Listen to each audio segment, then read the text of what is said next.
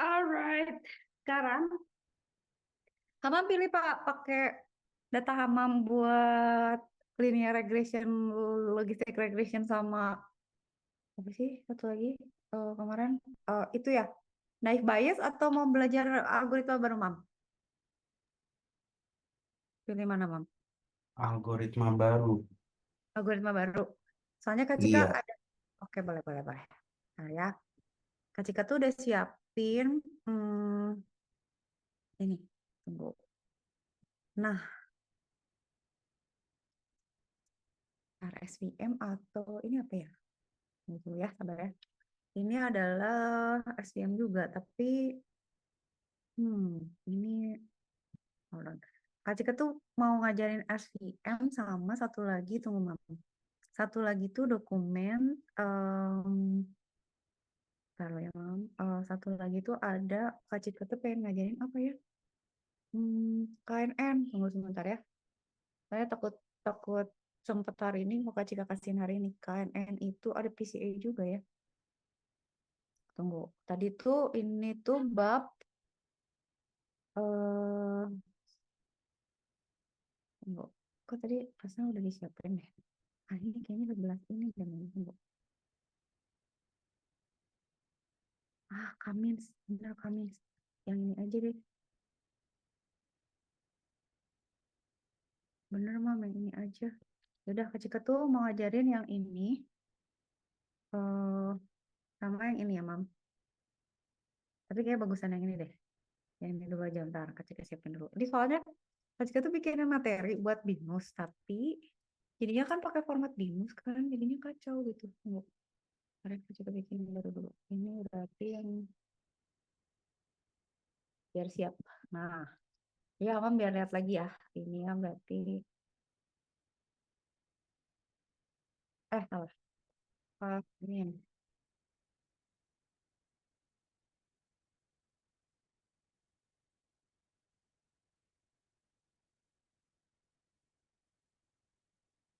Ini apin buat Hamam nih. Hold on. Uh, nah, ini ya. Sekarang kita SVM dulu, Mam. SVM itu salah satu jagoan lagi, jagoan mesin algoritma jagoan nih yang sering dipakai. Hamam pasti sering dengar SVM, SVM mungkin ya kalau kalau ini kalau ngebrowse atau apa pasti banyak gitu. Nah, SVM itu adalah support vector machine. Jadi dia pakai vektor, jadi pakai garis, Mam. Jadi ini tuh jadi gini sebenarnya machine learning itu algoritma-algoritma yang sederhana itu malah powerful gitu.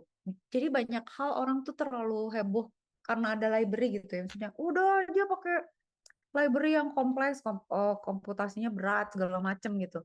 Padahal kita bisa bikin mesin kecil aja buat testing gitu ya. Atau untuk data yang kecil tuh kita bisa bikin sendiri mam sebenarnya. Tapi memang kalau datanya gede, misalnya oh data buat satu Indonesia gitu. Atau misalnya datasetnya gede lah ya, dataset sosial media, terus transaksinya banyak gitu, mungkin nggak kekejar. Tapi yang Kak Cika ingin memahami itu algoritma-algoritmanya itu sebenarnya sederhana-sederhana yang kita bisa hmm, apa ya, make sense gitu aja buat kita. Oh, kenapa dia pinter gitu ya? Kok dia bisa ngitung sih gitu? Nah, sekarang kita lihat ya. Kamu ingat linear regression kan, di mana kita bikin garis kan? Nah, SVM itu adalah salah satu algoritma machine learning yang supervised dan dia itu clustering, Mam. Jadi dia membagi gitu. Jadi memisahkan data yang secara linear. Dia misahin data secara linear.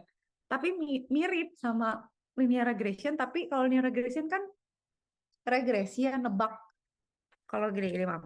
Bedanya. Jadi ini mirip tapi beda. Jadi kalau linear regression yang Amam belajar waktu itu, kita punya punya sumbukan misalnya. Terus kita mau nebak, misalnya kira-kira pertumbuhan penduduk di dunia tuh gimana ya arahnya gitu. Misalnya garisnya begini gitu ya. Datanya tuh gini per tahun gitu, misalnya datanya nambah terus apa. Tapi nggak berkurang nggak ya? Mungkin nggak sih berkurang, Mam? Kalau data orang misalnya dibunuh gitu terus jadi berkurang, kayaknya nambah terus ya gitu ya. Apapun lah ya. Kalau ini kan prediction ya, Mam. Jadi kita predik ya, misalnya harga mobil, harga rumah, atau misalnya apa, inflasi. Misalnya ini tahun ya, ini year gitu ya, atau gaji lah gitu ya. Ini year, ini price gitu. Kenaikan harga beras gitu. Kalau linear regression tuh ngeregresi data yang ada, terus kita coba wakilkan dengan garis. Kalau ini dia mau memecahkan data-data yang secara linear terpisah. Maksudnya gimana sih, Kak? Artinya, jadi dia bukan mencoba menarik garis biru ini, Mam. Tapi dia mencoba memisahkan, misalnya ada data di sini ya, ada data ini gitu ya, sama ini. Pokoknya ada data di sebelah sini gitu. Itu sama dia dipisahin sama data yang di sebelah sini gitu. Dia bisa bisa. Jadi kayak misahin, oke nih Israel nih Palestina gitu lah misalnya. Dari perbatasan, atau misalnya ini orang-orang yang eh, lulus sama yang nggak lulus, anything lah gitu kira-kira. Gitu, Mam. Oke ya, itu bedanya. Nah, kita lihat contoh sekarang. Contohnya gini kan jadinya. Nah, kalau contoh nih, ingat nggak yang kemarin Mama yang tenis main nggak main kan? Nah, sekarang sumbunya tuh suhu sama kelembaban. Nah, kalau Mama lihat di contoh ini merah ini tuh nggak, kalau kemarin ingat nggak yang di data kita tuh ya, Mam, yang kita punya kan ada datanya kan ada 15 kan? 9 main, 4 nggak main kan ya? Kak Cika salah ya? 9 main. Datanya 14 ya? Salah. Datanya 14. Datanya 14. Kalau nggak salah ya. Jadi beda sih datanya, cuman biar kita ingat aja. 5 itu nggak main kan? Gitu kan? Nah, kita punya temperatur sama humidity nih, Mam. Nah, kalau kita perhatiin ya, dia itu akan main tuh selama temperaturnya masih oke lah, acceptable di sini gitu. Tapi begitu temperaturnya dia lebih humid gitu ya, atau ini tuh kan sebenarnya di area di mana temperatur sama humidity-nya tinggi kan, Mam. Nah, itu tuh dia biasanya nggak main gitu. Kalau di sini tuh cenderung temperatur rendah gitu ya. Di sini tuh kira-kira area di mana temperatur rendah, humidity rendah, temperatur tinggi, humidity tinggi, temperatur rendah, atau humidity rendah, temperatur tinggi. Kira-kira gitu kan, Mam, klasternya? Iya nggak? Jadi dia pokoknya kalau kira-kira ya udah salah satu rendah atau dua-duanya rendah, dia main tenis nih. Tapi begitu udah panas, humid, udah dia bakalan nggak main gitu. Kebayang nggak? Jadi apa bisa bedain kan caranya si kemarin, kamu inget nggak? Kita yang tenis ini pakai cari logistik regression kan. Ada satu pakai logistik regression yang dia oke, kalau antara main nggak main ya. Oke, antara main nggak main nih gitu. Dia bisa play di sini atau no di sini kan gitu ya. Kalau pakai logistik regression. Caranya dengan masukin rumusnya dia gitu. Tapi misalnya temperatur tinggi satu, humidity tinggi satu, windy enggak nol gitu. Misalnya pakai gitu, terus dimasukin rumus, terus nanti dia jadi play atau no. Ini logistic regression. Terus kalau pakai naive Bayes gimana, Mam, kemarin? Kalau pakai naive Bayes kan dia ngitung kan misalnya, oh um, dari dari 9 dia main tuh ada dua yang selalu di 2/9 gitu kan ya. Dari ini dia humid, dia ada main satu kali pas itu gitu, dihitung terus nanti dia total berapa gitu ya. Nah, kalau pakai SVM itu dia tarik garis gitu. Jadi dia membuat persamaan garis yang memisahkan hmm, memisahkan itu apa namanya, nilai-nilai tertentu yang berkelompok. Kira-kira gitu ya. Nanti kita lihat. Oke, oke, oke, kita lihat dulu. Ini kan. Dah. Kok dia tahu sih, Kak? Dia lihat dari ininya, Mam, dari ininya, dari sumbunya. Nah, selalu kan ya, kalau machine learning selalu ada X sama Y kan, Mam? Selalu lah udah itu. Jadi kan kita punya X ya. X itu selalu inputnya, Y itu selalu outputnya kan. Dimana kita di sini punya X1 sama X2. X1 sama X2-nya terserah. Mau misalnya umur sama gaji, mau kelembapan sama temperatur, mau jarak rumah sama em, kecepatan mobil, atau lah anything gitu ya. Kira-kira gitu. Nah, jadi si linear support machine itu akan melihat ini distribusi si data yang berkelompok ini bisa dipisahkan nggak secara linear gitu, Mam. Nah, kita kan punya data ya, datanya kan punya ada koordinatnya X1 atau Y1 kan, datanya ada sekian gitu ya. Nah, nanti X1 itu X1 sama Y1 tuh nanti dianalisis gitu. Nanti pilihannya tuh outputnya tuh apakah iya atau tidak. Jadi -1 atau +1. Nah, +1 itu artinya yes gitu kan ya. -1 tuh artinya no. Kayak gitu. Oke ya. Nah, terus bagusnya apa sih Kak? Ini karena Hamam udah belajar linear regression. Sekarang Hamam lihat deh. Ini kok begini ya Pak. Ini boleh nggak sih kita giniin aja ya? Nah, gini aja. Nah, gini Mam.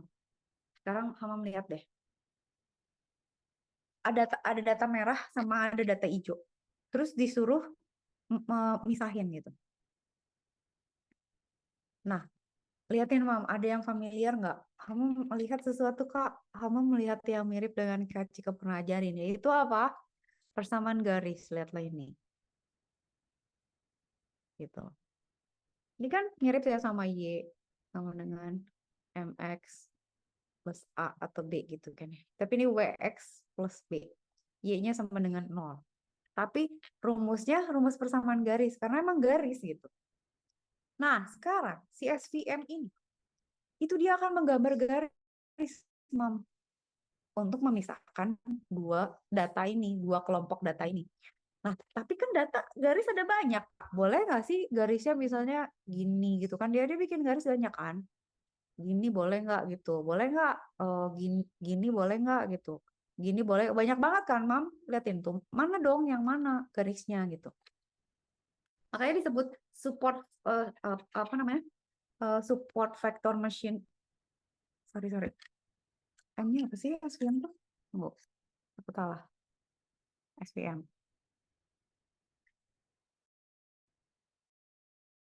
Support vector machine. Tunggu. Machine learning. Tunggu. Support vector machine kan?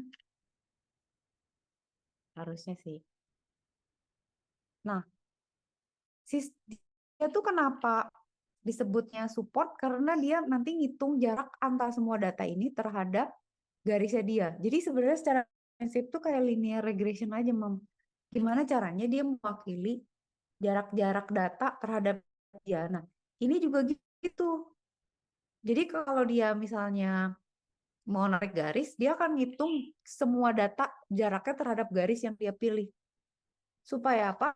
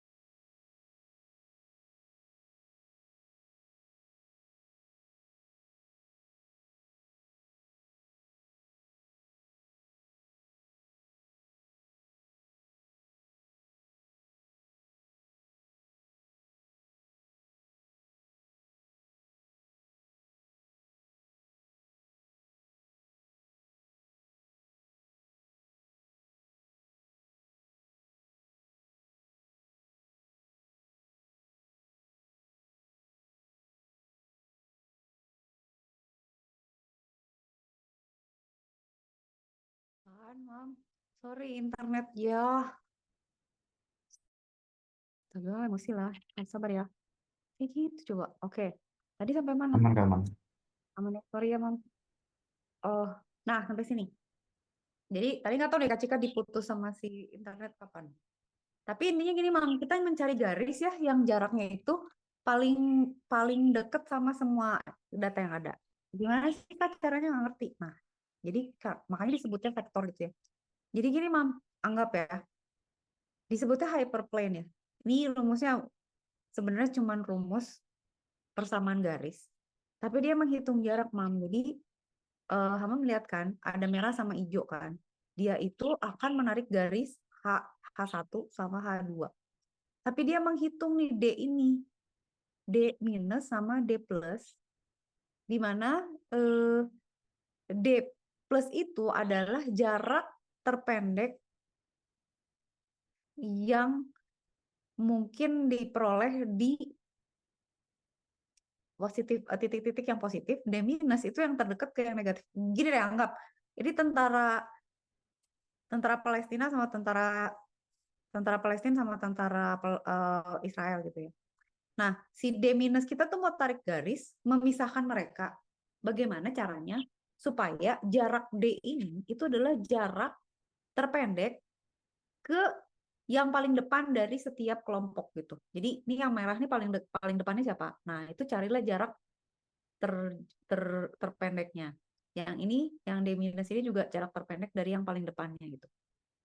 Nanti kita lihat kenapa gitu. Pokoknya sekarang gini, tadi kan kamu lihat ya ada garis ya. Garisnya kan pusing tuh, bisa begini, bisa begini, bisa begitu gitu ya. Nah, kita tuh sebenarnya makanya support vektor itu karena dia bikin garis support gitu, Mam. Jadi di setiap garis tuh dikasih garis support kayak apa ya? Kayak padding, bukan padding ya, ya eh, apa ya? Panduan untuk membuat si garis itu tuh memang jaraknya deket ke yang paling depan dari setiap kelompok gitu.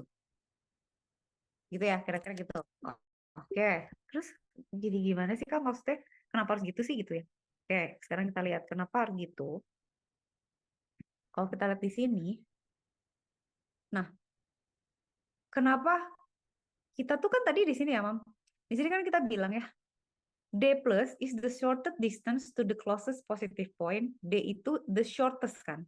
Tapi sebenarnya tujuan kita itu tuh mau bikin classifier dengan selisih atau margin yang sebesar mungkin gitu. Kita tuh mau maximizing the margin gitu.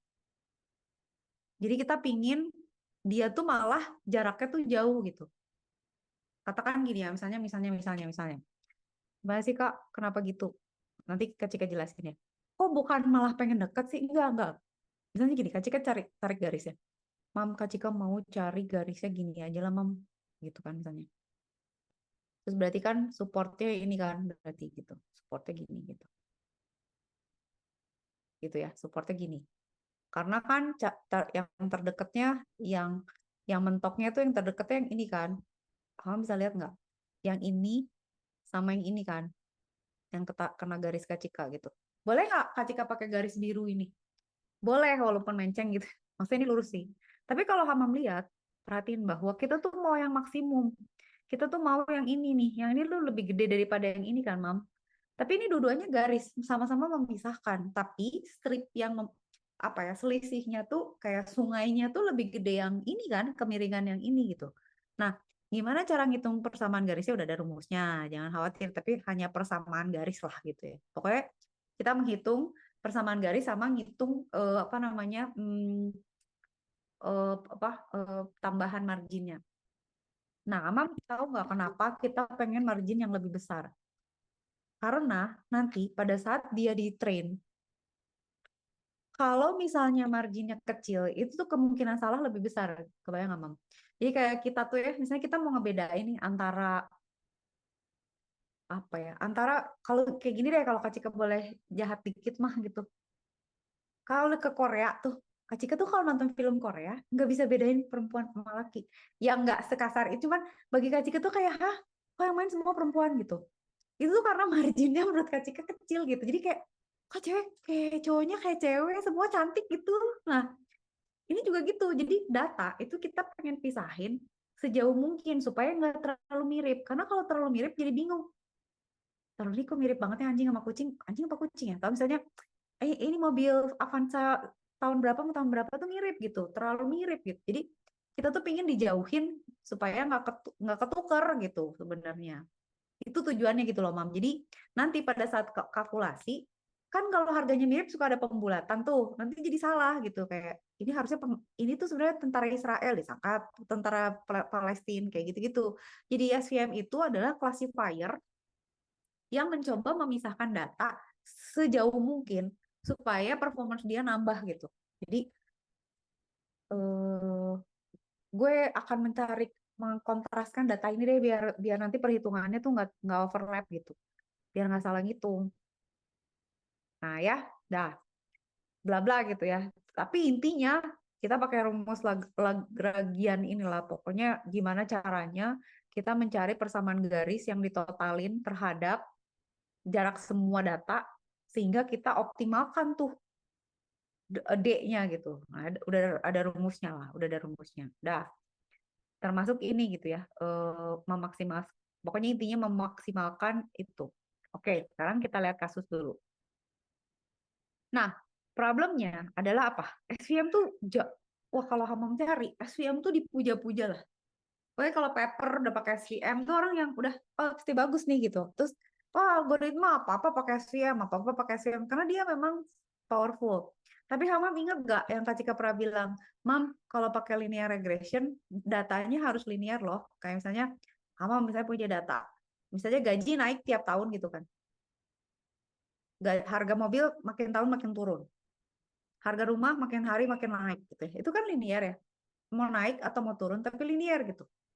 Kalau nggak linear misalnya linear linear regression tuh misalnya datanya begini nih kayak COVID lah kayak naik tiba-tiba turun, tiba-tiba naik lagi, tiba-tiba turun, tiba-tiba naik turun, naik lagi gitu atau saham gitu. Nah, itu tuh nggak linear kan, Mam? Nggak bisa tuh dipredik pakai linear regression. Oke, ini ngomongin linear regression dulu. Nah, kalau misalnya di titik ini, misalnya, Kak, tapi kan di sini, di rentang sini dia linear, bisa dipredik dong. Bisa sih kalau per gini ya, saya per segmen. Dia masih trennya naik, bisa kita predik. Tapi kita tetap nggak tahu, misalnya tiba-tiba di ujung, deng, ada vaksin, terus tiba-tiba turun kan kenaikan jumlah orang yang meninggal atau yang tertular di sini misalnya. Wah, tiba-tiba di sini ada vaksin nih, di sini ada vaksin, tiba-tiba turun gitu kan ya. Terus nanti ada varian baru naik lagi.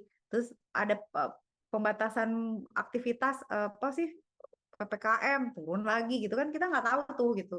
Itu tuh nggak bisa, Mam. Kita tidak bisa mempredik linear regression untuk yang tidak linear. Sama halnya sama support vector machine ini. Ini kan datanya kan kalau tadi Hama melihatnya datanya linear dong. Maksudnya dia bisa dipisahin pakai garis gitu. Saya data kaciknya begini nih, data kaciknya begini gitu. Oke, data gue di sini ya. Oke, terus ada data lagi di sini gitu. Lo bisa pisahin nggak pakai garis? Tolonglah gitu kan. Dia bisa gambar ini kan. Kalau linear kan. Nah, kalau datanya kayak gini nggak bisa, Mam. Karena nggak linear ini. Ya dia nggak bisa nih gitu. Gimana? Katanya gitu. Gue susah, masa gue bisa bikin persamaan lingkaran terus di luar itu berarti bukan bukan data gue apa gimana gitu. Nah, SVM tuh kalau nggak linear dia pusing karena dia berbasis garis gitu kan. Gimana nih kalau lingkaran udah bukan garis kan, persamaannya udah jadi persamaan lingkaran, udah nggak masuk gitu. Jadi, ya sambil minum. Jadi gimana kita lihat? Nah, CSVM ini ada yang namanya kernel trick. Triknya gimana? Dimensinya kita tambahin, terus kita kasih separation gitu. Supaya apa? Supaya ada depth-nya. Nah, Mam kebayangkan kalau misalnya kayak gini, ini datanya 2 dimensi nih. Gimana? Susah dong gitu. Gak bisa gue pisahin kata SVM. Gue harus garis gitu. Ya udah kalau gitu tambah aja dimensinya jadi 3. Jadi ini tuh akan ada depth-nya gitu. Jadi kayak kernel gini nih kalau kalau lihat tuh. Kan kalau kita lihat dari sebelah sini ya, kalau view dari depan, itu kan mereka kalau di satu bidang kan susah ya. Astaga gue gimana cara mecahnya gitu. Tapi kalau kita bikin 3 dimensi, di mana kita punya sumbu ini, sumbu Y, sumbu X, dan sumbu Z gitu ya. Nah, ini kan jadi ada depth-nya nih. Di sini kan jadi ada depth ya. Ada depth. Depth ini yang kita pakai, di sini kita gambar nih.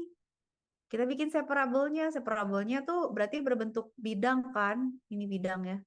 Jadi dia misahin antara yang hitam ini sama yang putih ini gitu, Mam. Jadi itu namanya apa, kernel. Bisa jadi pakai SVM. Jadi SVM tuh bisa juga untuk multivariable gitu. Jadi bisa 2 dimensi, 3 dimensi. Tapi nanti dia akan membuat bidang sesuai dimensinya gitu untuk misahin si data itu. Ya, nanti kalau Hama mudah lihat contohnya mungkin jadi lebih kebayang. Gitu ya, kira-kira gitu. Jadi bisa, tapi harus ada triknya. Nah, udah ya, si kernel-kernelnya biarin dulu. Kak Cika mau ngomongin contoh. Nah, ingat ya yang Kak Cika bilang overthinking, overtraining, overfitting. Nah, selalu kata dia kan, a well-known problem with machine learning method is overtraining gitu. This means that we have learned the training data very well, but we cannot classify unseen examples correctly. Jadi, sebenarnya dia udah belajar bagus, cuman dia tuh nggak bisa mengklasifikasi data-data baru dengan benar gitu. Contoh kayak misalnya kata dia bilang nih kayak botanis nih dia tahu semua tahu pohon kan. Tapi pas ada pohon baru nanti dia bilang itu bukan pohon, padahal itu pohon juga gitu. Cuman lu karena lu terlalu tahu pohon, jadi lu kayak merasa pohon aja yang beda jadi kayak bukan pohon, padahal dia masih pohon gara-gara lu terlalu detail gitu. Nah, ini juga gitu, dia nanti kayak gini nih terlalu detail ya si yang hijau ini. Bahkan ada hijau-hijau yang nggak dianggap hijau gitu karena dia terlalu sosokan, terlalu pakai kurva-kurva persamaan yang terlalu iteratif gitu, terlalu banyak gitu. Begitu, Mam. Jadi SVM itu juga mesti dipikirin bahwa ada jumlah data yang nggak usah terlalu banyak juga gitu ya. Oke, nanti ini perlu Kak jelasin saya nanti dulu protein. Oke. Sekarang kita pakai contoh ini, Mam. Ini agak-agak nyentrik sih soalnya, tapi emang kebayang nggak? Dia bilang kayak gini. Contoh, aduh Kak Cika nggak suka ini sebenarnya di biologi, aku bodoh biologi. A practical example protein localization. Ini contoh misalnya, ada gambar, kita harus mencari letaknya protein. Nah, protein itu kan disynthesize, diprosesnya di sitosol. Terus dia ditransport, dipindahkan gitu, ditransport dari lokasi subselular yang beda sambil menjalankan fungsinya kan. Nah, tujuan kita tuh mempredik ya, si protein itu nanti kemana bergeraknya gitu di dalam sel ini. Gimana gue tahu ya maunya? Nggak tahu lah, pokoknya begitulah kata dia. Ketika maaf ya, tak bisa menjelaskan tentang ini. Pokoknya kayak gini lah ya. Pokoknya contoh kasusnya begini. Tapi Kak Cika pernah loh mengimplementasi machine learning kayak yang Kak Cika nggak tahu loh.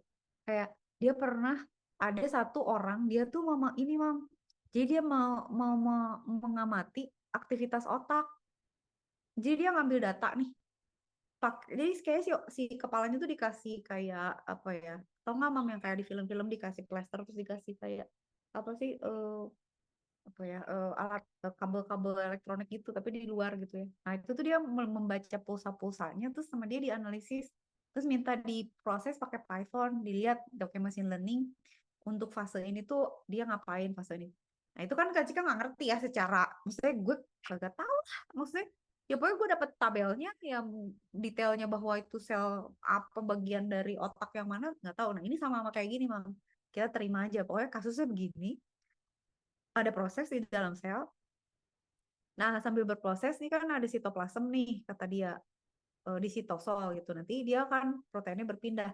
Kita suruh cari, dia akan berakhir di mana. Nggak ngerti lah pokoknya. Tapi dia metodenya dia bilang begini, amino acid komposisi protein itu akan pindah dari apa ya, kompartemen tuh apa bang? Sel-sel yang beda, apa ya, ini nih, karena ada ruangan-ruangan gitu kan ya. Jadi dia akan berpindah kompartemen itu komposisi amino asidnya setiap kali dia pindah kompartemen itu akan berbeda. Jadi sebenarnya kita bisa tahu ya pergerakannya itu dari komposisinya gitu.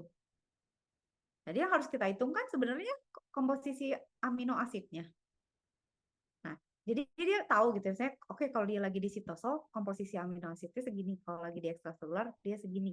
Kalau segini. Nah, itu tuh bisa dihitung pakai SVM. Ini Kak Cika cuma nunjukin ke Hamam. Jadi implementasi si machine learning tuh bisa macam-macam, bahkan bisa misalnya memprediksi DNA gitu. Atau mempelajari DNA. Kayak misalnya lu coba kita kasih data gitu, lu bisa nggak pelajari nih orang kira-kira nanti dengan DNA dia seperti ini, kemungkinan dia punya penyakit tuh apa aja, itu bisa gitu, asal ada datanya. Begitu. Nah, ini apa gitu ya, aku gak perlu ini nih. Oke. Nah, sekarang yang Kak Cika pengen, kita kan sama-sama oke lah ya, oke kita terima lah ya. Nah, sekarang kita lihat di coding itu ya, Mam, di machine learning, itu salah satu permasalahan itu adalah mengencode input. Maksudnya apa, Kak? Kayak gini, misalnya kita bilang, ini ada kasus nih, kita mau predik dia si proteinnya berjalan kemana, dan dia lagi ada di mana misalnya. Berarti kan kita mesti tahu ya, maksudnya emang datanya apa gitu. Lu ya, gue dikasih data apa nih? Apa yang gue bisa pelajari? Terus dia bilang kan, lu bisa pelajari bahwa setiap kali dia pindah kompartemen itu level amino asidnya berubah. Itu kayak misalnya orang nih, kita tahu misalnya dia lagi dalam kondisi apa, oh dilihat aja dari tensinya dia misalnya gitu kan. Jadi kita tahu, oh datanya tuh tensi, oh terhadap apa gitu kan ya. Itu tuh namanya uh, input encoding. Nah sekarang kita kan mau prediksi. Nah berarti kan um, kita bisa tahu karena kita pakai SVM, anggap sekarang kita ngomongnya plus satu minus satu ya, Mam. Iya dan tidak gitu ya. Kita kasih label misalnya, oke, nuklir proteinnya tuh plus satu, sisanya itu yang bukan nuklir protein itu min satu lah misalnya gitu. Sekarang yang kita masukin tuh tingkat komposisi amino asidnya gitu, pakai vektor. Jadi misalnya gini gitu. Nah itu kita masukin ke sini gitu. Jadi kita kayak ngasih rute sama komposisinya. Jadi oh kalau dia kandungannya segini, berarti dia lagi di sini. Kemungkinan dia nanti bakal kemana gitu. Boleh nggak sih, Mam? Jadi kira-kira gitulah. Nah, si data ini di encode-nya itu bentuknya vektor. Jadi ini kandungannya misalnya nggak ngerti Kak Cika juga. Pakai angka 4,2, 6,7, 12, dan seterusnya. Nah, ini tuh lokasi-lokasinya nih. A, C, D, Y-nya gitu. Karena nebak ya, ini dia ada di posisi mana. Nggak ngerti lah gue gitu ya. Kira-kira gitu. Nah, masuklah model gitu. Nah, berarti kita kan bagi-bagi. Ama ingat nggak? Nah, ini tuh sama halnya kayak misalnya Hama mau ngebedain misalnya nih orang COVID atau nggak COVID gitu.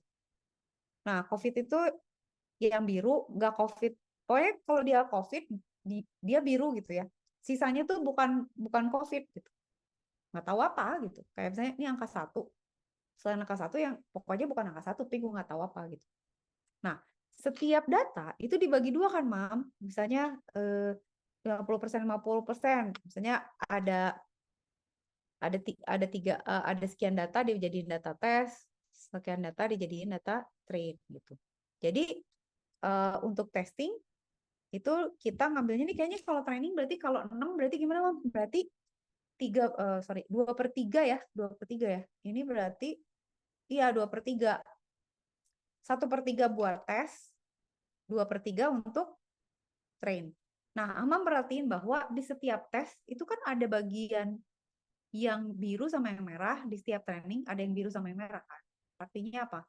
Artinya dan dia selalu terwakili, saya ada 2/3-nya sama 2/3-nya itu selalu ada kan.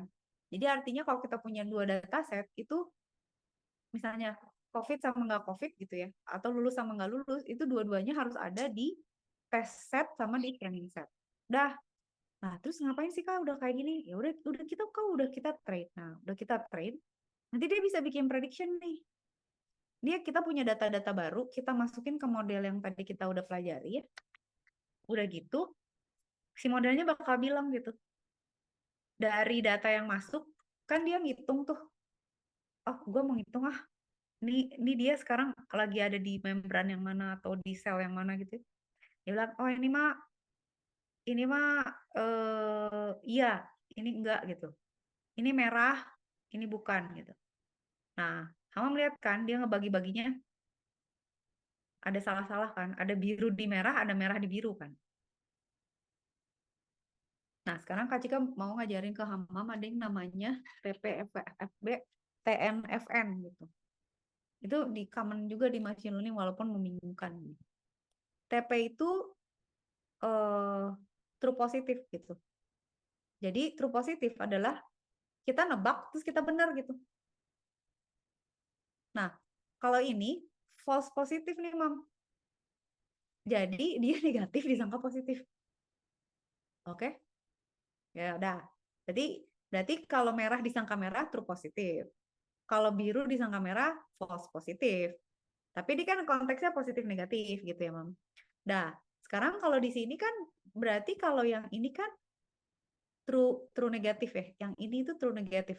Kenapa Kak bukan true positif? Iya, karena dia negatif sebenarnya gitu. Kayak, ini kamu true positif ya. Kamu kamu sakit diprediksi sakit. Ya udah true positif. Kalau di sini true negatif.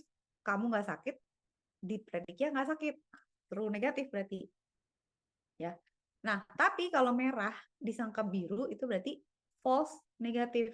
Jadi dia disangka negatif padahal positif. Kalau yang ini disangka positif padahal negatif gitu loh, Mam.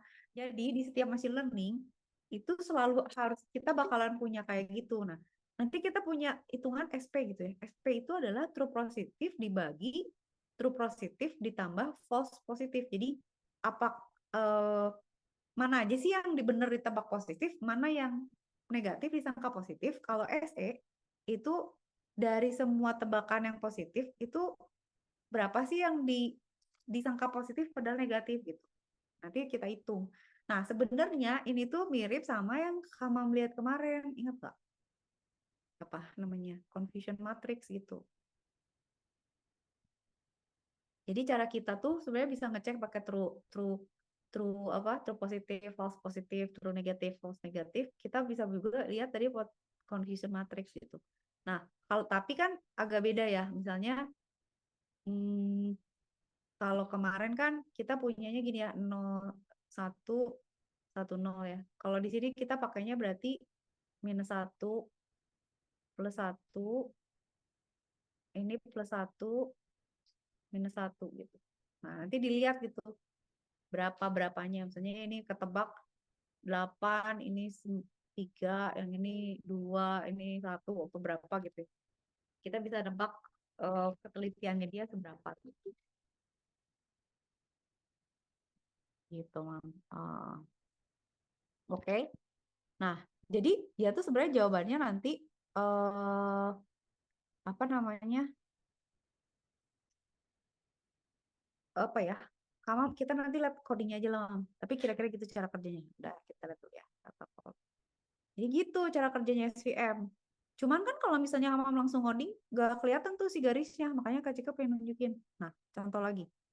Nah, ini contoh penting banget, Mam. Penting. Terkait dataset. Nih, nah, sambil Kak Cika bingung. Coba Mama perhatiin, ada masalah nggak dengan dataset ini?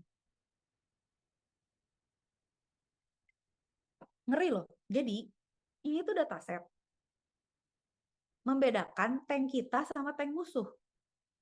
Terus dia otomatis gitu. Begitu tahu tank musuh, kita harus nembak.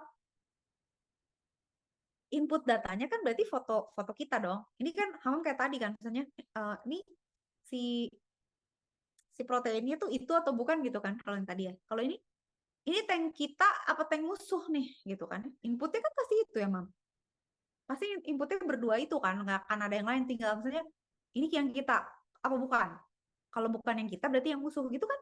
Atau itu yang musuh atau bukan. Kalau yang bukan berarti kita gitu, kira-kira gitulah ya. Nah, ini tuh berhasil pada saat dites. Tapi kenapa? Pada kenyataannya salah. Ini kalau salah kan ngeri. Maksudnya mau nembak musuh jadi nembak sendiri. Ada yang salah nggak, Mam, dari cara cara dataset ini? Lihat, perhatikan bahwa semua tank musuh itu diambilnya pada saat morning. Semua tank kita itu diambilnya pada saat dawn and dusk. Pada saat terbit ya, matahari terbit ya. Classifier could recognize dusk from dawn gitu. Jadi dia itu apa namanya bingung antara, lihat ya, backgroundnya kan dia beda ya antara terang atau enggaknya gitu. Sekarang misalnya, kalau kita tuh kalau secara fisik bedanya apa sih mereka gitu kan? Apa sih bedanya, Mam? Yang mana sih tank kita? Yang mana sih tank kita gitu ya? Tapi intinya gini, kayak kita misalnya punya dataset nih. Misalnya dataset apa ya? Dataset mobil atau plat mobil.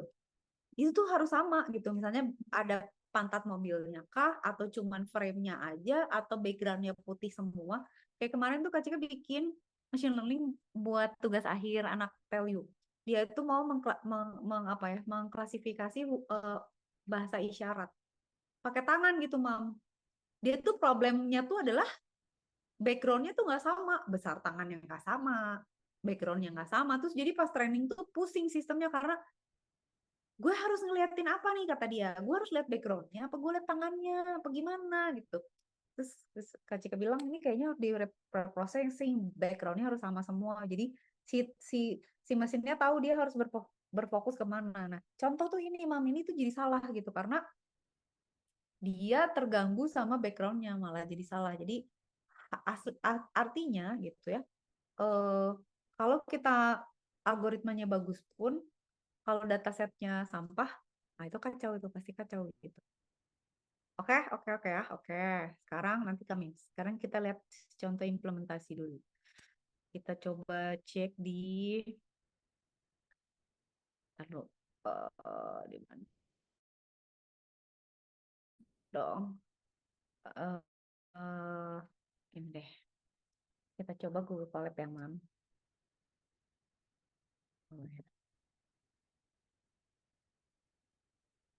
Colab Research, kita lihat.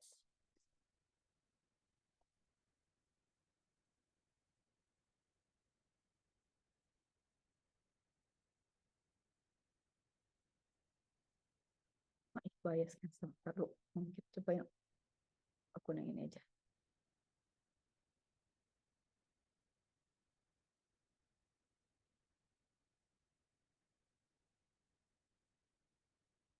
Apa tadi SCM ya?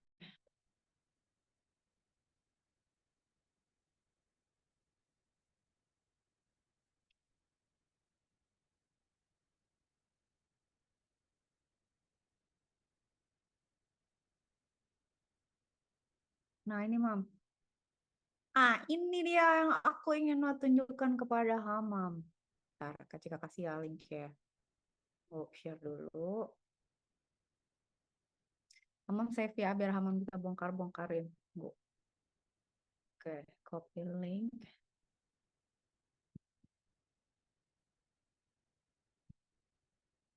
Ini seru nih, Mam.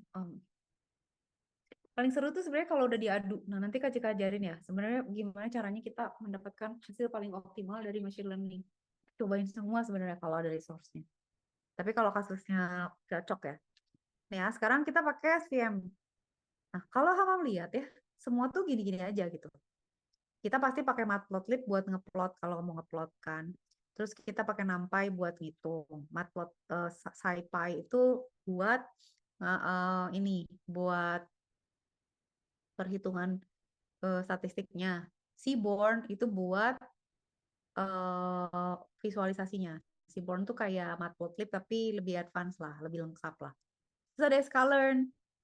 Nih ini machine learning-nya buat trainingnya si Python gitu. Nah, ini tuh data random, Mam.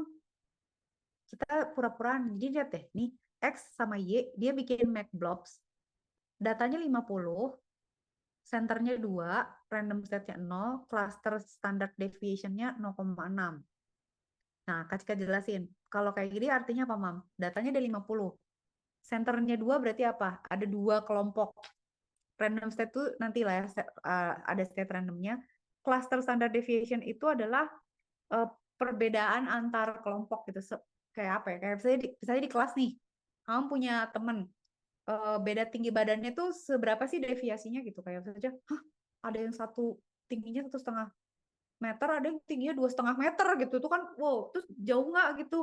Ada yang misalnya, oh ada yang 1,5, ada yang 1,75, ada yang 1,6, ada yang 2,1 gitu misalnya. Itu cluster standard deviationnya gitu. Makin tinggi dia makin jauh-jauh, makin deket dia makin deket-deket gitu. Kebayang nggak? Selisih dia makin mirip-mirip. Nah ini cluster standard deviation 0,6. Oke, kayak gini kira-kira. Oke ya. Ini tuh sebenarnya bisa kita kita generate loh. Kita coba aja ya, kita run dulu ya. Boleh nggak ya nih gue? Ini punya gue sendiri kan? Oke, kita run aja dulu. Biasa kalau ngeran pertama tuh suka lama. Sabar.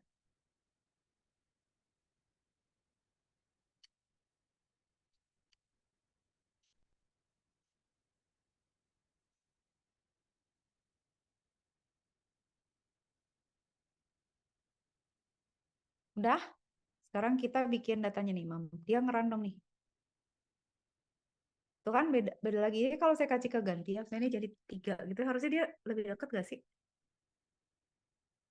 Tuh kan jadi lebih rapat, Mam. Jadi kalau misalnya standar deviasi itu apa ya? Deviate datanya. Jadi makin, ya, kelihatan nggak, Mam?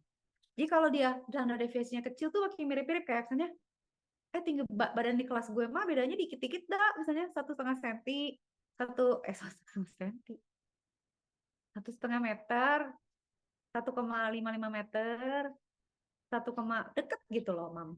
Tapi kalau misalnya ada yang 1 meter, ada yang 2 meter, ada yang 3 meter gitu, wah itu jauh. Nah ini tadi kita bikin datanya gini, 0,6. Jadi standar deviasinya tuh agak jauhan gitu, nggak terlalu rapet. Kalau saya kita bikin 0,9, dia makin lebih jauh lagi gitu. Jeng gitu kan ya. Oh, ini lebih susah nih misalnya. Jadi 6 lah, pas lah ya, 6 ya. Ini data nih. Nah, sekarang kita eh, plot ini kan. Nah, di sini kita bisa bilang bahwa oke, ini nanti ya CIS-nya, S50-nya nanti aja ya. Pokoknya kita udah punya data, tapi datanya random. Kita generate secara random. Gitu ya, si data ini. Dah, sekarang apakah kita bisa menebak dia menggunakan SVM? Bisa nggak? Belum, kita belum pakai SVM dulu nih. Sekarang kita mau bikin garis aja nih. Kita bikin garis. Nah, kita Mama lihat. Ini kan persamaan garis ya, Mam, selalu ya. M kali X fit tambah B. M kali X tambah A. Or anything. This is persamaan garis ya, gradient.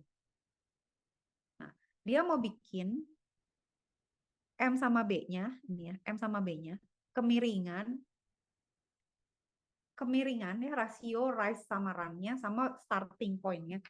Jadi, Hamam kalau perhatiin ya, B itu apa sih B? Ini ya. M itu kan ininya, Mam, keginiannya lah, kemiringan ininya. Nih, ininya nih. Ininya nih. Nah, gue salah nggak sih, Mam, gambarnya? Kak Cika salah nggak? Ini gini ya, Mam. Gini ya, kemiringan ininya. Rise sama run-nya. Ini M nih. Rasio antara pergerakan M sama X sama Y-nya. B itu apa, Mam? B itu adalah startingnya ini. Ini kan ada yang start di 0,65 ya di sini gitu. Ada yang start di setengah gitu. Jadi ininya lah gitu kira-kira. Plusnya gitu ya. Dia startingnya dari mana gitu. Oke. Nah, dari sini kan kita tahu ya. Dengan kemiringan ini kan kita bisa tarik garis kan. Kita punya 3 garis nih, Mam. Ini belum pakai FCM ya. Belum pakai FCM. Terus kita plot. Nah, dari 3 garis ini yang paling bagus yang mana? Yang mana yang paling bagus gitu.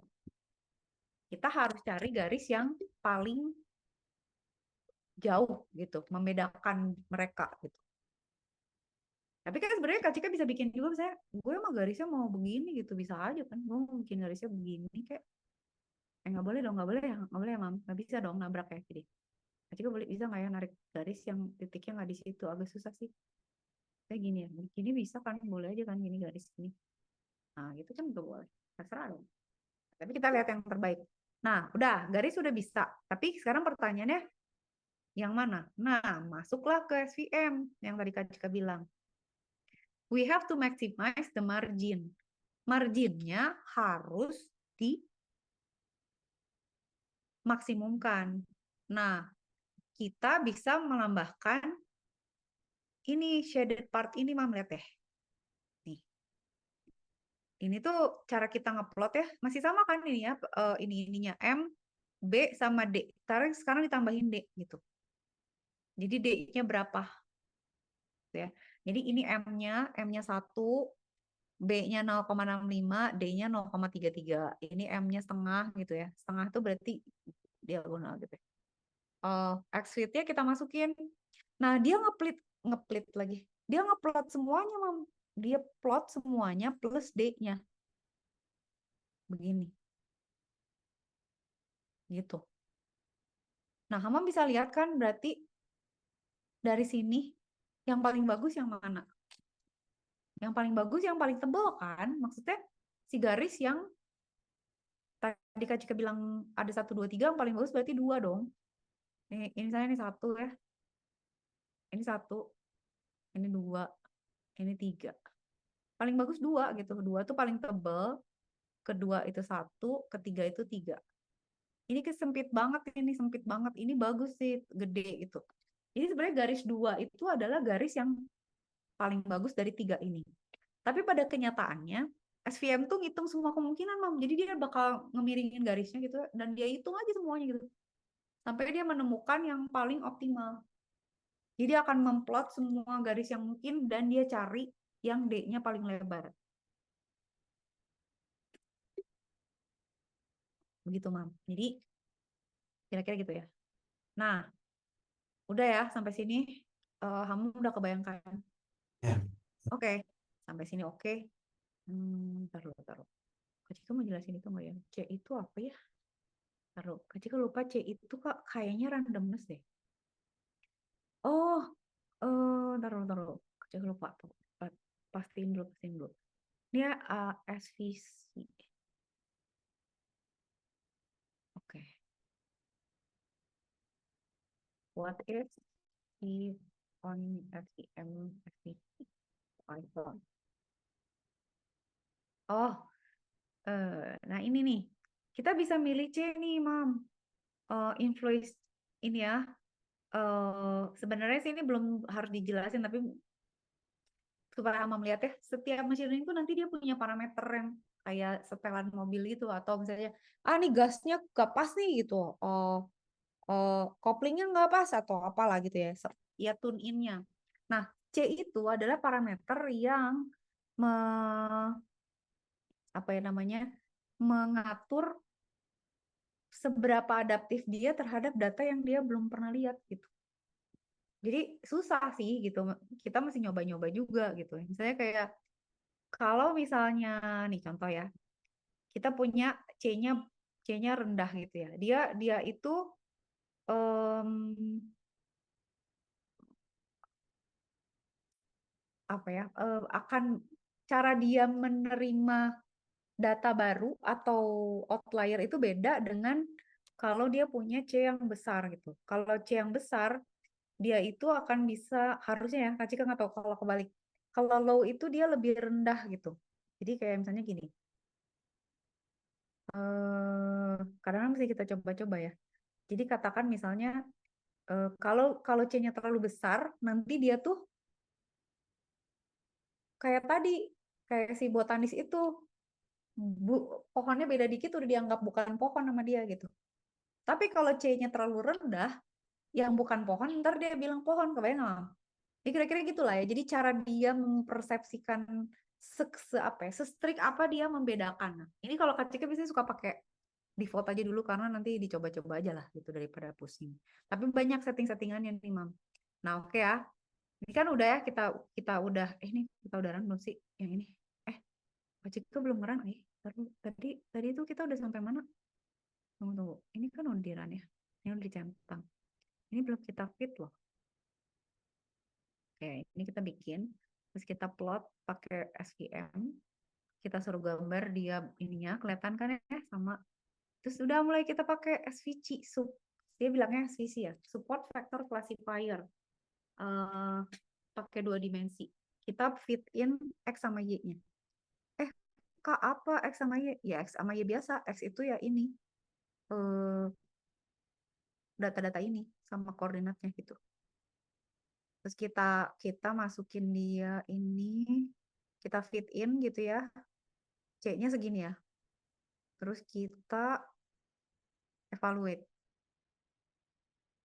Nah, ini evaluate ini adalah kamu lihat deh. Dia itu akan menghitung semua persamaan garis, Mam. Gitu. Jadi dia akan ngitung mana yang paling maksimum beserta supportnya ya, beserta maksudnya padding si D-nya itu. Ya udah kalau gitu digambar aja biar nggak bingung. Nah, setelah kita hitung ternyata yang paling maksimum tuh yang ini. Kalau kita lihat kan tadi visual kelihatan ya, Mam. Maksudnya kayaknya arah situ deh gitu. Nah, ini adalah SVM terbaik gitu. Karena setelah dia hitung-hitung di sini, nih, setelah dia hitung di sini beserta boundary-nya, dia dia cobain tuh dia tilting gitu. Mana yang paling maksimum gitu. Dicoba semuanya, ternyata yang paling maksimum adalah ini. Hasil plottingnya. Nah, jadi dia bisa membedakan gitu. Array-nya berapa. Nah, ini 0,04, 0 berapa, itu tuh koordinat datanya gitu ya. Dah, sekarang ini model support faktornya tuh ini. Terus kita tunggu. Nah, sekarang kamu bisa lihat kan? Sekarang kita lihat ya. Kita mau bikin dua kelompok data nih. Datanya cuma 60 sama datanya 120. Nah, itu tuh nanti garisnya beda, Mam. Jadi tergantung sebaran datanya gitu. Kemiringannya beda, kerapatannya beda gitu ya. Tapi lihatlah bahwa dia dengan bagus membagi kan, nggak ada yang kuning di merah, nggak ada yang merah di kuning kan. Dan memang spreading datanya juga aman gitu. Tapi bagus lah gitu ya, lihat ya caranya dengan distribusi yang berbeda, dia bisa gitu. Dia bisa membedakan dua kelas ini gitu, si SVM ini. Berarti kan oke nih. Nah, kita coba gambar lagi ya, misalnya eh, sekarang kita coba. Ini kalau datanya cuma 10 nih, Mam. Kalau datanya 50, dia bisa nggak? Tuh, kayak gini kalau datanya 50. Coba kalau datanya 100 gitu. Nah, kayak gini. Dia akan menyesuaikan dengan sebaran datanya. Kalau 150,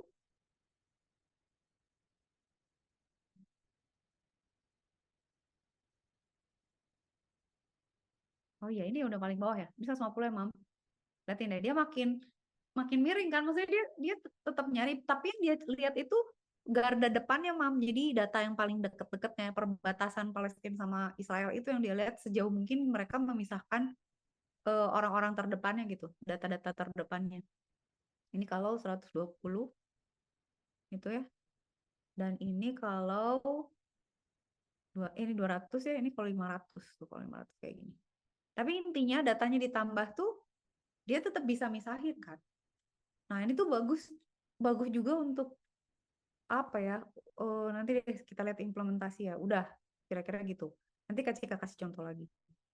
Nah, sekarang problemnya kalau kayak gini datanya. Nah, kalau kayak gini kan nggak bisa dipisah. Tapi ingat nggak, kita pakai kernel tuh bisa ya, Mam. Jadi ini kalau data nih kayak nggak bisa, ya udah kalau gitu kita bikin persamaan, kita buat jadi 3 dimensi, terus kita plotting gitu. Ini kan jadi 3 dimensi nih. Ini bisa kita ubah-ubah elevationnya berapa gitu. Saja ini, terus kita bisa azimutnya kita rubah-rubah gitu. Kita lihat kemiringannya dan lain sebagainya. Tapi ini tuh dia jadi tiga jadi 2 layer terus bisa kita bagi 2 gitu pakai SVM. Nah, itu nanti dia bakal bisa ini kita fit ya, kita fit in, terus kita plot. Nah, nanti dia bisa bikin bidang untuk memisahkan antara yang kuning sama yang merah gitu, Mam. Oke. Nah, terus katakan gini ya, Kak, kalau datanya gini bagaimana? Datanya campur-campur kali, susah kali lah gitu ya. Nah, ada yang namanya SVM softening margins gitu, di mana kita mencoba apa ya memperhalus marginnya gitu. Jadi ya udah deh marginnya nggak apa-apa ada overlap gitu. Sebisa mungkin dia akan menggambar margin yang mengakomodasi sesedikit mungkin kuning disangka merah, merah disangka kuning lah gitu kira-kira. Tapi kita lihat ini dulu ya. Sekarang kita lihat contoh biar Hamam percaya. Lihat, sekarang bisa nggak sih Mam percaya nggak? SVM itu bisa membedakan wajah. Iya, dia bisa. Nah, Scikit-learn ini kan sebenarnya library-nya Python ya. Library machine learning-nya Python. Jadi ini gambarnya udah ada, Mam. Kita tinggal ngedownload aja nih kita Scikit-learn nih dataset dia akan download. Biarin Scikit-learn run aja deh, semoga jalan. Jadi kita ngambil Scikit-learn dataset, import, fetch, FW people. Harusnya ya agak lama karena dia ngedownload dulu. Oke, sambil dia ngedownload kita, nah, lihat Hamam, ini tuh gambarnya 62 kali 47. Taruh 62, itu berapa sih?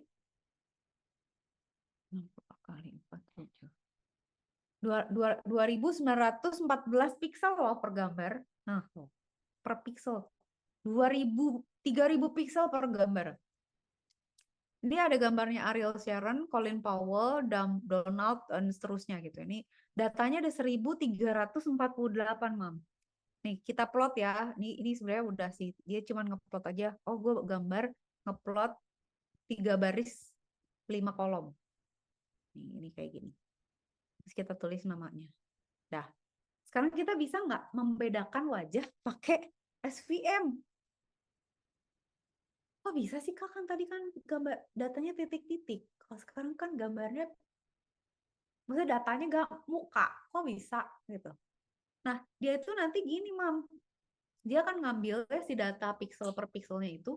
Nah, itu tuh dikelompokin gitu. Jadi yang vektornya mirip, itu sama dia dianggap satu orang gitu. Kayak ini si Colin Power, si George W. Bush. Ini kan distribusi pixelnya pasti beda sama misalnya Ariel Sharon gitu. Ya, ya nanti sama dia dipisahin tuh gitu. Udah ya, ini dapat gambarnya, datanya. Sekarang kita ambil eh, apa namanya SVM-nya, modul SVM-nya. Terus kita train nih. Ini nggak apa nge-import library. Ini kita train. Ya udah gue train nih pakai data yang ada. Kita ngambil 1.348 data ya. Kita train. Udah nih, Mam lihat kan?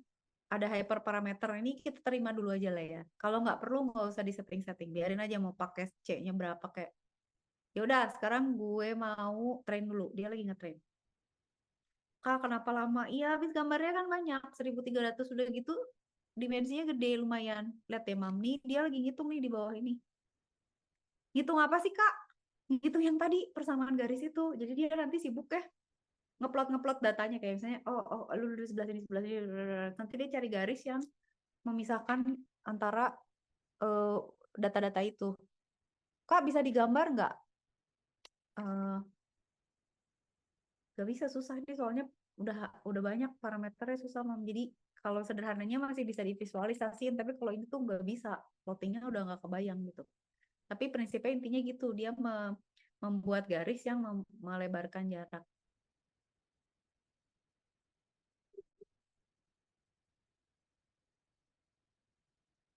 Aduh ya.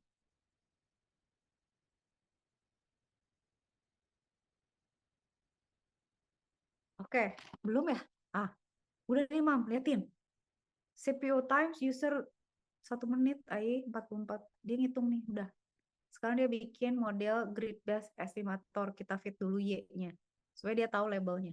Sekarang kita masukin, kita ngeplot 4 baris, 6 kolom, kita ambil data-datanya, kita fit nih, kita fit antara tesnya. Kalau cocok, eh, nama warnanya black, kalau nggak cocok warnanya merah. Ya udah kita plot nih sekarang. Dia suruh nebak. Kita kasih gambar ya, suruh nebak. Lihatin dia bisa nebak, Mam, dengan baik. Bush benar, Schroeder benar, Bush lagi, Koizumi lagi, Powell, Bush, Powell, Bush. Ini yang salah cuman ini Bush disangka Rumsfeld sama Bush disangka Blair. Tapi Kak Hamam dari sini bisa ngeliat nggak kenapa Bush bisa disangka Rumsfeld dan Bush bisa disangka Blair? Karena kalau nggak Kak Cika nggak salah, tapi lupa gimana cara nunjukinnya. Ah ini, ya Hamam bisa lihat nggak di sini? Kita kan, lupa Kak Cika nggak bisa screenshot sih. Oke.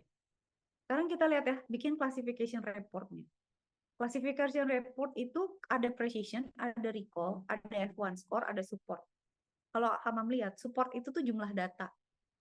Hamam lihat nggak? Ariel Sharon itu 15 datanya.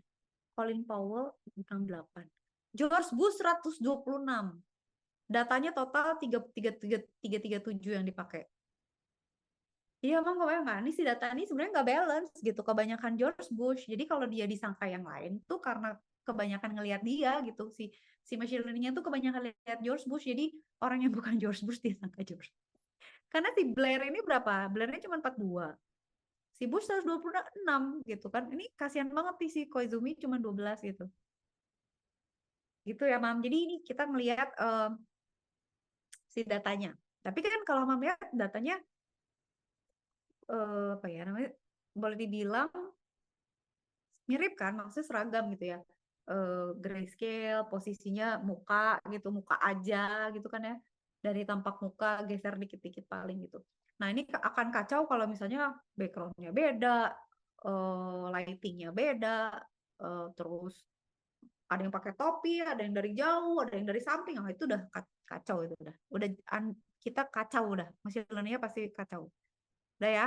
Nah sekarang kita lihat Mam, precision itu artinya adalah seberapa banyak Ariel Sharon disangka Ariel Sharon.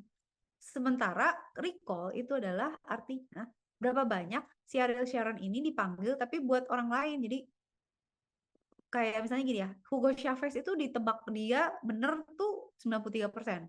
Tapi ada 0,7 yang menyangka orang lain itu dia gitu. Orang lain itu Hugo Chavez gitu. Ada orang lain yang menyangka gitu. Jadi kamu bisa bedain ya kayak Tony Blair itu precision untuk dirinya 0,8 tapi untuk orang lain gitu dia pernah disangka orang lain gitu. Nih di sini kan disangka 0,98 tuh sekali dia di recall disangka George Bush sorry. Iya, sorry. George Bush disangka dia gitu. Balik. Gitu ya, Mam. Jadi bisa loh gitu pakai SVM. Dan SVM itu sangat cepat sebenarnya. Jadi kamu bisa bayangin kan, wajah itu bisa diprediksi pakai logistic regression. Tapi kalau logistic regression harus satu-satu. Jadi misalnya Hama bikin classifier buat Bush, classifier buat Schroeder, classifier buat Koizumi. Jadi nanti kita kasih foto ke semua classifier. Nanti yang nyaut siapa gitu kayak bilang, oh ini George Bush. Yang lain bilang bukan saya, bukan saya, bukan saya. Yang satu jawab ini Bush. Oh di Bush gitu. Kayak gitu. Kalau pakai logistic regression, kalau pakai naive bias juga sebenarnya bisa juga. Kita masukin aja sih vektor 0101 atau angka ininya. Kita predik ya, dia nanti ngitung tuh secara statistik. Kalau komposisi pixelnya kayak begini-begini tuh dia biasanya siapa sih? Oh, dia biasanya Bush nih gitu. Atau Powell nih. Itu bisa juga. Nah, ini pakai SVM kalau ini caranya. Nah, sekarang kita lihat confusion matrix ya, Mam. Confusion matrix itu yang tadi kayak Kak Cika bilang, kita bandingkan antara predicted sama true. Kalau diagonalnya gede-gede itu aman lah gitu. Jadi kayak ini cakep lah gitu. Ini bagus loh. Dia precise loh gitu. Ini bagus lah gitu ya. Nah, antara ini di mana prediction dan true-nya cocok. Tapi kalau ini berarti apa?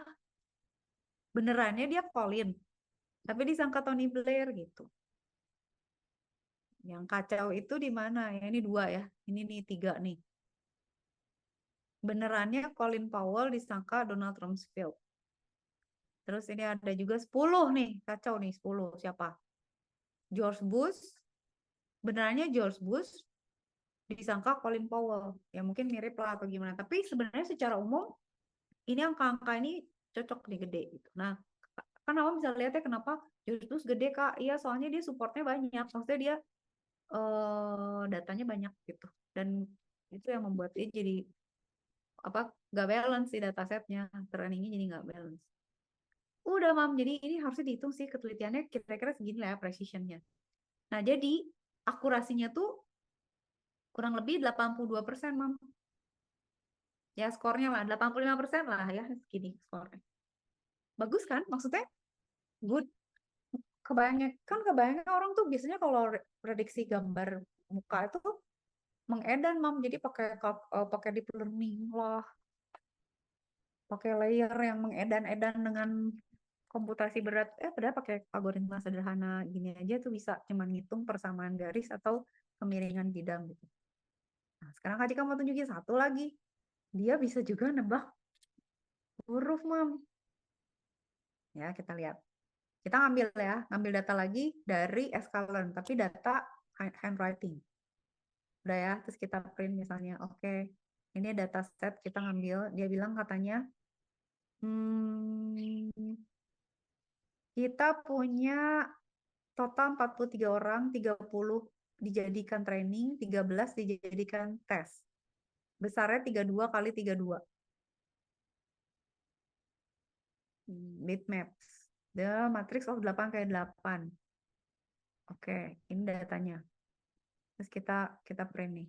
Ini di image 0 tuh kayak gini matriksnya, Mam. Ini kita kan grayscale ya. Jadi yang 00 itu putih ya. Yang lainnya abu. Terus kita print ya data nolnya kayak gimana. Nah, nolnya tuh kayak gini, Mam. Berarti yang 00 ini putih. Boleh nggak misalnya kita data ke 9 apa sih? Kita cek. Nah, itu ya data ke 9. Kalau kita print, data ke 9 dong. Nah, kayak gini. Angka 9 itu kayak gini, Mam. Kebayangkan kalau saya data ke 5 gitu kayak gimana? Data ke 5. Nah, ini angka 5. Ih, butek banget. Ini 8 kayak 8, Mam. 8 kayak 8, Mami.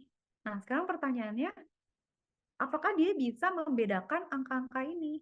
Apakah SVM sanggup? Sekarang kita bilang, oke, targetnya ini ya. Target itu labeling, Mam. Jadi ini tuh artinya hmm, supervise kan. Jadi kita kasih tahu, gue punya sekian banyak gambar, ini targetnya. Jadi kayak misalnya kita udah tahu gambar ini tuh adalah 0, gambar ini adalah 2, gambar ini adalah 9 gitu. Oke. Datanya ada 1797. Oke, sekarang kita import SVM-nya, terus kita plot deh gitu. Kita plot datanya. Oh, dia cuma nambah. Ini cuma nampilin gambar aja, Mam. Oke. Terus ini apa? Data yang keberapa? Oh, kita mau lihat bentuk-bentuk hurufnya aja gitu ya. Nah, mulailah sekarang. Ayo kita train dulu sekarang. Datanya ada 1750. Sebagian jadi training, sebagian jadi tes ya. Oke, udah dapet. Nah, sekarang kita bikin predik untuk data ke 1751 sampai 17596. Kita compare sama targetnya. Mam lihat gak? Ini sama kan ya? 12, 1, 2, 1, 7, 6, 8, 4, 3, 1, 1, 4, 0. Lihat precise banget. Kayaknya nggak ada yang salah deh. Dia bisa precise gini, liatin. 884908 9 padahal cuma 8 kayak 8 loh. Seburik ini loh. Seburik ini dia bisa ngebedain, Mam.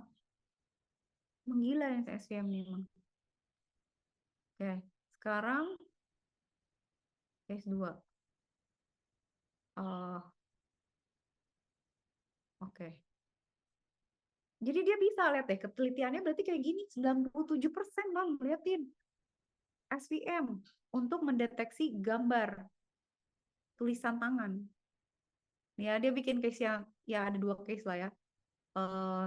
Kasus ini ada beberapa dataset dikasih dataset yang beda, hasilnya bagus gitu. Jadi ada yang dirubah jumlah training set sama tes-tesnya, tapi bagus tuh 96% penelitiannya mengedan dia. Oke, udah. Terus bisa buat apa lagi Kak SVM?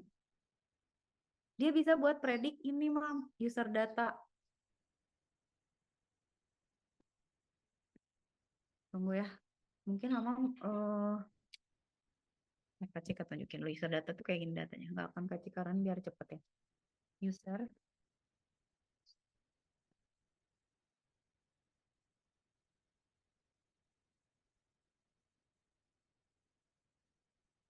Nih, kita bisa prediksi ini juga Mam, contoh data.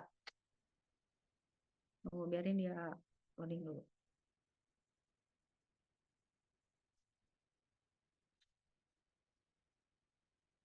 Nih, yang kemarin Mam datanya. Jadi, apakah dia bakal beli sesuatu nggak gitu dengan ini? Nah, hold on. Nih. Jadi kalau dia ada gender gini, bakal beli atau enggak? Yang Hamam ingat kemarin pakai apa? Bisa pakai ini kan, naif bias kan? Kita cek aja gitu. Saya, oke kalau dia cewek, umur sekian, gaji sekian, kira-kira dia bakal beli atau enggak? Terus dia hitung kan berdasarkan kemunculan, misalnya dari sekian pembelian itu banyakkan cewek, umur berapa, gaji berapa nih gitu. Kalau pakai naif bias kan. Kalau pakai SVM, itu juga bisa. Jadi nanti kita ambil, dia cuma ambil baris 2, kolom 2 sama 3 buat X-nya, kolom 4 untuk value-nya, di train kayak biasa gitu ya. Ambil, oh ininya nggak ada ya. Kita nggak punya filenya. Oh ya biarin aja nggak usah. Oke oke oke, I know. Kalau diupload nanti lama bro. Bisa aja sih kalau mau. Ntar kasih ke tambahin ya. Oke, user data CSV. Oke, kita udah masukin ya. Is you SCSV. Ah, udah dapat. Terus dari itu kita ambil datanya, kita train, kita scaling. Kenapa di scaling? Karena ya gitu, biar scale-nya sama. Kenapa dia bergerak-gerak? Hasilnya, X-trainnya juga kayak gini setelah di scale. Kemudian kita tes. Ini adalah hasil tesnya. Mulailah. Yaudah yuk. Sekarang kita pakai SVM. Data X-nya udah ada, kita train. Sekarang coba predik kalau misalnya gitu ya. Ini kita nggak tahu sih sebenarnya ini udah di scale Mam. Jadi ini tuh kolom 2 sama kolom 3 itu berarti umur sama gaji kan. Nah, umurnya segini, gajinya segini. Coba predik array-nya berapa gitu. Nah, sekarang kita tes ya. Ini kan satu ya. Sekarang kita tes predik tes predik sama tes tebakan. Liatin. Ini lebih lebih presisi lagi dari logistic regression nih. Tapi ini ada satu salah nih. Ini hasilnya dia udah nggak predik, Mom. Ini benar semua ya. Tapi ada yang salah di ini nih, ada yang salah ini. Ini ya.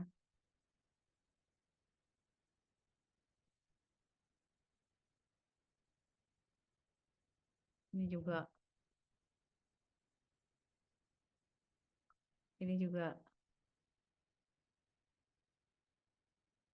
Ini juga. Banyak juga lama-lama. Ini juga. Ini juga. Mama, berapa ini? 80% lah masih. Oh, ini juga.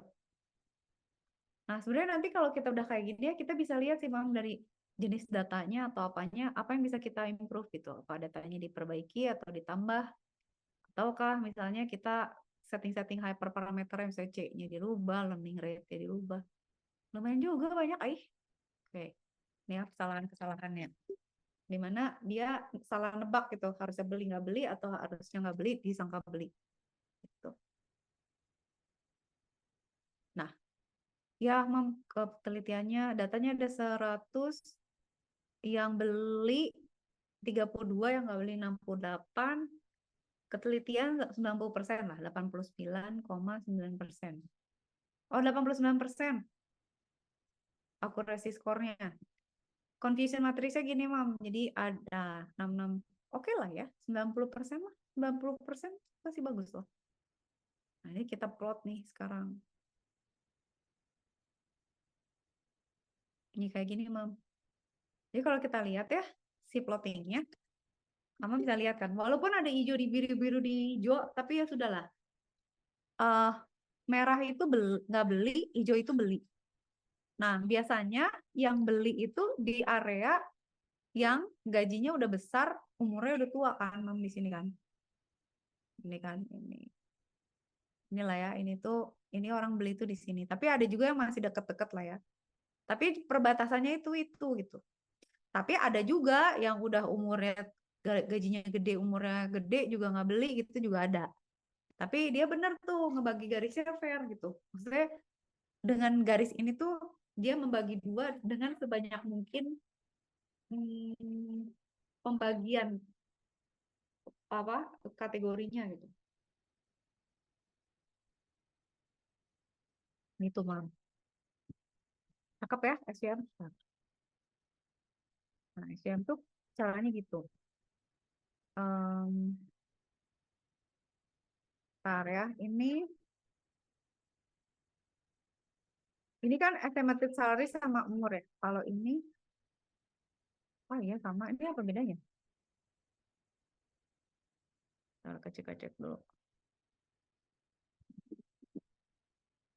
Ini semua data gitu, listed color, reshape, print age. Ini juga sama sih, cuman dia lebih sedikit kayaknya nggak semuanya ini.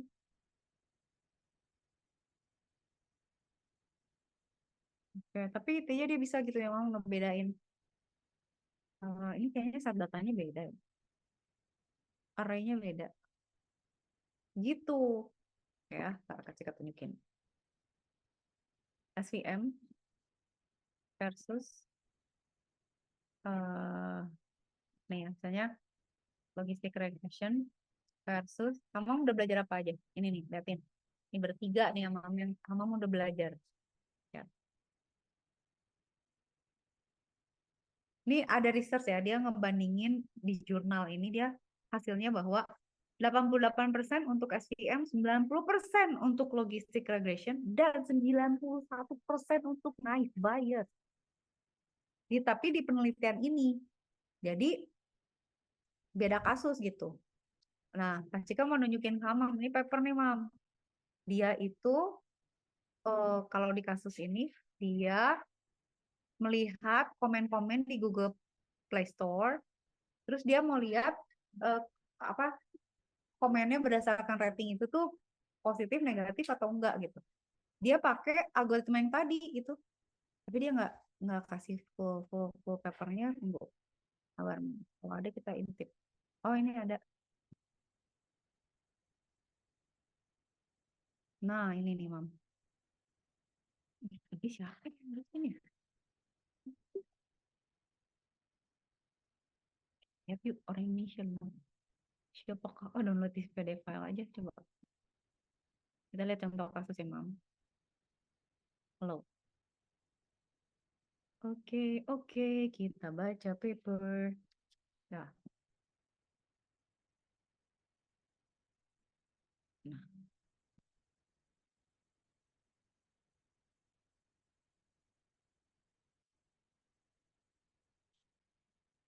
Oh, Satya Wacana, euy. Wow, oke, ya udahlah. Sip. 2023 nih, Mam. Baru nih, ini jurnal. Jurnal itu adalah publikasi di bidang pendidikan yang mentereng gitu, Mam. Jadi ada yang namanya conference. Conference itu biasanya kita bikin tulisannya penelitian, kita publish, terus kalau diterima nanti kita presentasi. Kalau jurnal itu nggak presentasi, tapi ininya tuh dibaca sama reviewer, terus kalau bagus tuh boleh dipublish. Ini masih baru nih, Mam. Nah, dia tuh mau lihat deh algoritma ini kita belajar kan, kamu udah belajar belajar yang orang lain pelajari di level pendidikan lebih tinggi, Mam. Tapi di sini SVM kalah ya, Mam. Lihat, kalah sama logistic regression, kalah sama night bias. Padahal dia lebih susah gitu ya. Nah, ini dia metodenya, dia ngambil data nih, Mam. Dia ngambil, mau misalnya ngecek, oke, PUBG misalnya, atau Heyday gitu. Terus dia ambil web address-nya, dia ambil komentar-komentarnya, dia proses, dia masukin logistic regression, dia masukin night bias, dia masukin SVM, data-datanya. Which is nanti pasti beda sih, Mam, input ke setiap. Jadi kalau misalnya nanti dia coding, pasti codingnya beda-beda gitu. Karena harus setting setting variabel segala macamnya kan. Tadi Hamam udah belajar terpositif. Nah, terus di sini Hamam bisa lihat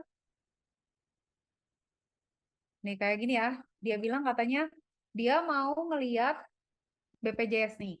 Misalnya app BPJS, misalnya paspor atau apa. Ternyata dari komen di Google Play itu positif, negatifnya sedikit gitu. Ini clarification yang positif 1.400, negatif 511 gitu. Gitu ya, result of jadi result after from data mining using scraping techniques and after classification there are more than 1,400 positive comments. Terus dia bandingin nih, Mam. SVM akurasi segini, precision segini, recall segini, night bias. Gile, SVM kalah sama night bias sama ini. Nah, ini juga hasilnya tuh dibandingin. Logistic regression. Nah, Hamam kebayang nggak? Jadi saya Hamam mau ikut lomba ya? Atau mau bikin penelitian buat masuk sekolah? Atau mau buat Hamam sendiri? Ini kita bisa bikin, tinggal cari kasusnya aja gitu. Dan ini udah jadi paper, dan ini jadi paper jurnal. Ya. The accuracy of sentimental analysis was outperformed by night bias, followed by logistic regression, and finally by the support vector machine. Tergantung datanya. Tapi untuk data dia, yang paling jagoan tuh itu night bias. Itu, Mam. Jadi ini Kak Cika mau nunjukin gitu. Machine learning tuh kayak gini, dan orang tuh bisa bikin untuk macam-macam, kayak misalnya Mam misalnya mau apa ya, deteksi misalnya ini komen bully atau enggak gitu ya, positif atau negatif, itu juga bisa asal ada data komennya. Terus di compare sama misalnya mana aja komen-komen yang bully, yang mana komen-komen yang nggak bully, yang mana harus dikasih tahu gitu. Nah, kalau misalnya Hamam, misalnya itu kan supervise Hamam, misalnya Hamam mau ngeliat bully atau enggak, berarti data Hamam harus ada positif sama negatif dong gitu. Bully atau bukan gitu, harus ada dua-duanya. Kecuali kalau Hamam pakai deep learning. Kalau deep learning, kita punya komen, masukin aja, terus dia suruh belajar sendiri.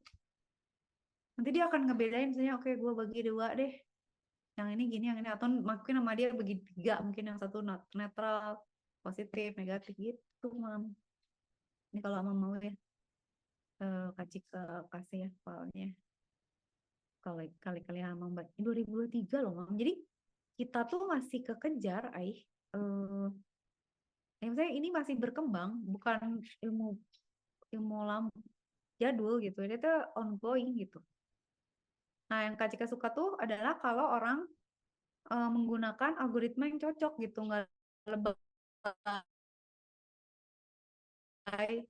Ada yang menggila gitu, yang wah pakai deep learning untuk gini-gini aja, padahal lu kalau gak usah pakai deep learning ya, begini aja, itu tuh udah ketahuan gitu, langsung dia bisa bedakan gitu. Oke, si aplikasi ini tuh ternyata lebih disukai gitu. Saya lebih banyak orang yang nge-rate positif gitu. Gitu, Mam. Nah, Mam berarti kan udah belajar, oh ambil data gini, prosesinya gini, algoritmanya gini, contoh-contoh kasusnya gini. Nah, Mam tuh nanti bisa kembangin lagi. Oke, nah kita ketemu lagi berarti kan Jumat sama Sabtu malam ya, Mam. Nah, terserah nanti Hamam kalau misalnya ada data yang Hamam mau coba tes, kita tes.